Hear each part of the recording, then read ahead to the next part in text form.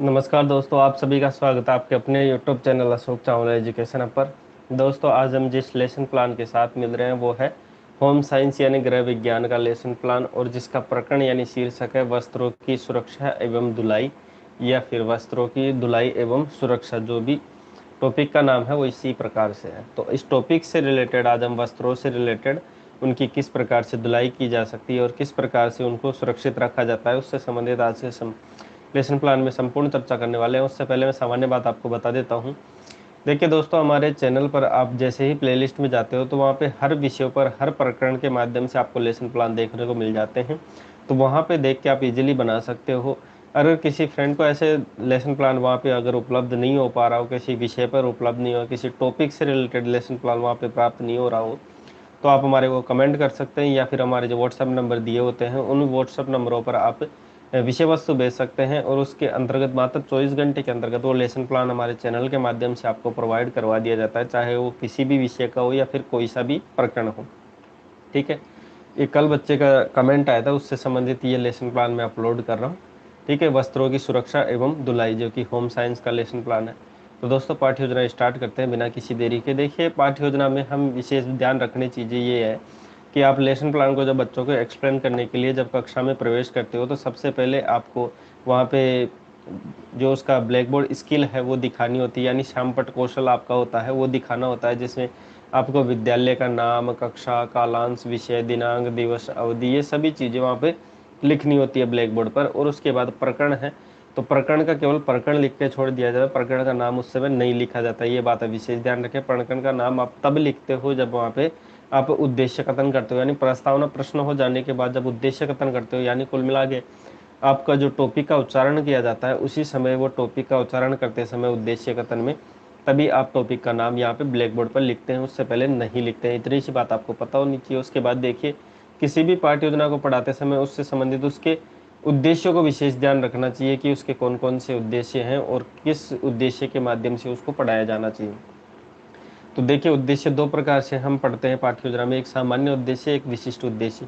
जो सामान्य उद्देश्य होते हैं हमारे सब्जेक्ट से रिलेटेड होते हैं, हमारे विषय से रिलेटेड होते हैं, जिसमें देखिए पहला उद्देश्य छात्रों में गृह विज्ञान के प्रति रुचि उत्पन्न करना। दूसरा देखिए छात्रों में घरेलू कार्यों के प्रति रुचि को बढ़ाना। तीसरा देखिए छात्रों में गृह प्रबंधन यानी होम मैनेजमेंट के बारे में जानकारी देना। एवं चौथा है छात्रों में गृह विज्ञान को उनके दैनिक जीवन से, यानी कोई भी विषय हम पढ़ाते हैं तो उसका दैनिक जीवन में क्या महत्व है ये विशेष बताना चाहिए। उसके बाद चारों कौशलों का विकास करना। ठीक है। उसके बाद देखिए विशिष्ट उद्देश्य, अगर विशिष्ट उद्देश्य की जैसे कि मैं बात करूं तो विशिष्ट उद्देश्य हमारे टॉपिक से रिलेटेड, प्रकरण से रिलेटेड या शीर्षक से रिलेटेड, जो भी आपका मन हो वो कह सकते हो। तो हमारे टॉपिक से रिलेटेड जो उद्देश्य होते हैं हमारे कैसे उद्देश्य, विशिष्ट उद्देश्य होते हैं, क्योंकि जो विषय होता है हमारा वो सामान्य होता है, जो टॉपिक होता है वो विशिष्ट होता है। जिसमें पहला देखिए छात्रों को वस्त्रों की धुलाई एवं सुरक्षा के विषय में जानकारी देना, छात्रों को शारीरिक स्वच्छता का भी ज्ञान करवा देना, छात्रों की धुलाई की विधियों के बारे में कि कपड़े को किस प्रकार धोया जाता है, कौन कौन सी विधियों के माध्यम से धोया जाता है, कपड़ों की देखभाल व सुरक्षा के विषय में जागरूक करना कि आपको किस प्रकार को इस कपड़ों को या फिर इस वस्त्रों को किस प्रकार से सुरक्षित रखा जाता है, उसकी किस प्रकार देखभाल की जाती है, उसके बारे में बच्चों में जागरूकता लेना। ठीक है। उसके बाद बात करते हैं टीचिंग एड, जो हमारा अगला बिंदु है। टीचिंग एड में क्या होता है कि छात्र अध्यापक या छात्र अध्यापिका को पाठ्य योजना पढ़ाते समय किन किन वस्तुओं की सहायता ली गई है, वो सभी वस्तुएं क्या कहलाती है, शिक्षण में सहायक सामग्री या फिर टीचिंग एड या सहायक सामग्री कहलाती है। जिसमें पहला देखिए चौक हो गया, दूसरा डस्टर हो गया, तीसरा श्यामपट्ट, चौथा है संकेतक। अगर आप इसमें चार्ट पत्रों का प्रयोग करना चाहते हो तो चार्ट पत्र भी आप लिख सकते हो। किसी मॉडल का आप प्रयोग करना चाहते हो तो जैसे नॉर्मली हम जो दैनिक पाठ्य योजना है उसके अंतर्गत इसका प्रयोग ज़्यादातर नहीं करते मॉडल वगैरह। जैसे हम वार्षिक पाठ्य योजना होता है, फाइनल जो हमारा लेसन होता है उसमें ज़्यादातर मॉडल वगैरह का प्रयोग किया जाता है। बाकी पाठ्य योजना को देखिए रुचिकर बनाना हो तो आप चार्ट पत्रों का, मॉडलों का प्रयोग कर सकते हैं। उसके बाद देखिए पूर्व ज्ञान, कि किसी भी पाठ्य योजना को पढ़ाते समय उससे संबंधित पूर्व ज्ञान बच्चों में होना जरूरी है। यानी आप अगर किसी विषय को पढ़ा रहे हो तो उससे संबंधित बच्चों का पूर्व नॉलेज है कि नहीं, कितना है, ये बच्चों में ज्ञान करना। और ये सभी क्या कहते हैं, प्रीवियस नॉलेज के अंतर्गत आता है। कि जैसे आज हम जो धुलाई कला से संबंधित जो पढ़ रहे हैं कि बच्चों में वस्त्रों की किस प्रकार से धुलाई एवं सुरक्षा रखी जाती है, उससे संबंधित पाठ्य योजना है। तो इसमें बच्चों का क्या कितना नॉलेज है, तो सभी छात्र धुलाई के विषय में सामान्य जानकारी रखते हैं। अब बच्चे सामान्य जानकारी रखते हैं तो इसमें हम पाठ्य योजना को आगे बढ़ा सकते हैं, जिसमें अगला बिंदु है हमारा प्रस्तावना प्रश्न। ठीक है, प्रस्तावना प्रश्न पर है। प्रस्तावना प्रश्न पे जैसे कि मैं पहले भी बता चुका हूँ कि प्रस्तावना प्रश्न पर 2 कॉलम विशेषता बनाए जाते हैं, एक छात्राध्यापक क्रिया, दूसरा छात्र क्रिया।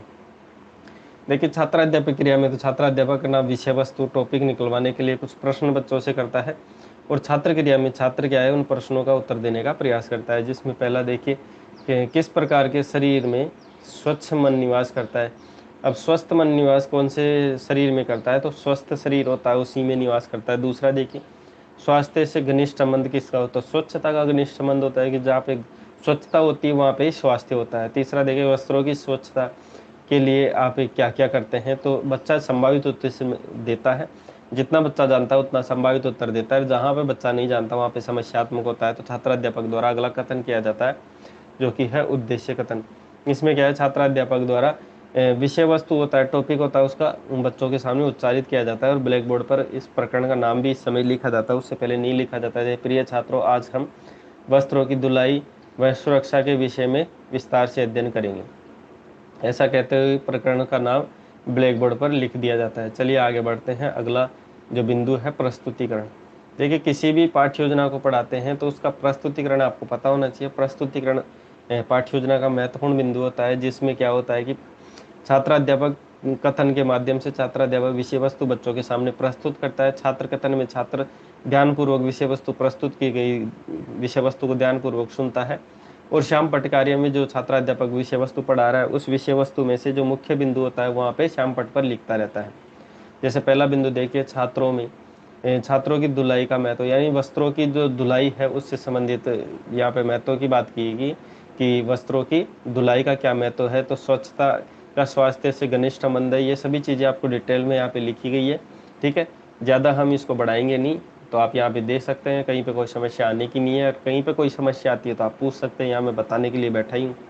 चलिए आगे बढ़ते हैं। धुलाई के प्रकार, जैसे घर पर धुलाई की जाती है, धोबी या लॉन्ड्री से भी धुलाई करवाई जाती है। तीसरा देखिए स्वयं के द्वारा वस्त्रों के धोने के क्या क्या लाभ हैं, तो इन लाभों के बारे में बताया गया है। कपड़ों को प्रेस करवाने से क्या फ़ायदा होता है, उससे क्या होता है। ठीक है, और ये सभी चीज़ें वस्त्रों के प्रकार बताए गए हैं कि सूती वस्त्र, रेशमी वस्त्र, ऊनी वस्त्र। ठीक है, उसके बाद देखिए बोध प्रश्न। अब छात्राध्यापक द्वारा संपूर्ण विषय वस्तु प्रस्तुत कर दी जाती है, तो संपूर्ण विषय वस्तु प्रस्तुत करने के बाद कुछ प्रश्न किए जाते हैं, जिसमें बच्चे का ज्ञान जानने के लिए प्रश्न किए जाते हैं। जैसे पहला प्रश्न है स्वयं द्वारा कपड़े धोने के क्या फायदे हैं, तो संक्रमण से बचाव का। दूसरा देखिए संक्रमण से बचाव के बाद किससे बचा जा सकता है, तो रोगों से बचा जा सकता है। तीसरा प्रश्न स्वस्थ मन का निवास करता है, तो स्वस्थ शरीर में स्वस्थ मन निवास करता है। चौथा देखिए धुलाई में कम व थोड़े से किसकी आवश्यकता होती है, थोड़े से परिश्रम की आवश्यकता है, क्योंकि स्वयं अगर हम कपड़ों की धुलाई करते हैं उसमें व्यय तो कम होता ही है, उसके साथ हल्का सा परिश्रम होता है, जिसके माध्यम से हम कपड़ों को अच्छे से रख सकते हैं। उसके बाद देखिए अगला बिंदु है मूल्यांकन प्रश्न। इसमें क्या होता है कि छात्र अध्यापक द्वारा संपूर्ण विषय वस्तु का ज्ञान करने के लिए, उस विषय वस्तु का बच्चों में आकलन करने के लिए प्रश्न, इसका मुख्य उद्देश्य ये होता है बच्चों में आकलन करना कि बच्चों को कितना विषय वस्तु समझ में आए। जिसमें पहला प्रश्न देखिए वस्त्रों में सुंदरता लाने के लिए क्या किया जाता है, तो प्रेस की जाती है। दूसरा देखिए रंगीन वस्त्रों को कहाँ पर सुखाया चाहिए, तो छाया में। हमेशा देखिए रंगीन वस्त्रों को हमेशा छाया में सुखाना चाहिए। तीसरा देखिए वस्त्र कितने प्रकार के होते हैं, तो 3 प्रकार, जैसे मैंने अभी बताया, सूती, रेशमी, ऊनी। चौथा प्रश्न देखिए वस्त्र किस से धोए जाते हैं, तो सर्फ एवं साबुन से। चलिए उसके बाद बात करते हैं हम अंतिम बिंदु, जो कि है हमारा होमवर्क यानी गृह कार्य। ठीक है, इसमें ऐसा प्रश्न रखा जाता है जिसमें संपूर्ण विषय वस्तु होती है, उस विषय वस्तु को आधार मानकर प्रश्न किया जाता है। इसमें मुख्य उद्देश्य यही होता है कि जो विषय वस्तु हम पढ़ा सके उस बच्चे का क्या है कि उस विषय वस्तु को लेकर उसका रिवीजन कर सके, ऐसा प्रश्न इसमें रखा जाता है। तो देखिए छात्रों की धुलाई के क्या क्या फायदे हैं लिख कर लेके आए कि वस्त्रों की, या सॉरी छात्रों की बोल दिया मैंने, यहाँ पे वस्त्रों की धुलाई से संबंधित यहाँ पे बच्चों से प्रश्न किया जाता है कि वस्त्रों की धुलाई के क्या क्या फायदे हैं। अगर वस्त्रों की हम सफाई रखते हैं, उनकी धुलाई करते हैं, तो उससे संबंधित क्या क्या फायदे हैं ये लिख कर लेके आए। तो इसी के साथ हमारी पाठ्य योजना की समाप्त होती है।